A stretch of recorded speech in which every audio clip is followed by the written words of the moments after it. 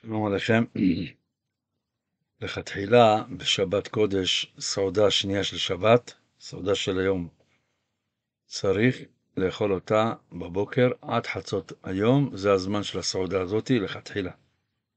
בדיעבד, אם אדם לא הזדמן לו לאכול עד חצות, גם אחרי חצות יכול לאכול סעודה שנייה. כי יש בזה מחלוקת בין הגאונים לרמב"ם. לפי דעת הרמב"ם הסעודה הזאת צריכה להיות דווקא בשחרית, וככה אנחנו הספרדים נוהגים לפסוק, והגאונים סוברים שאין זמן לשלוש סעודות.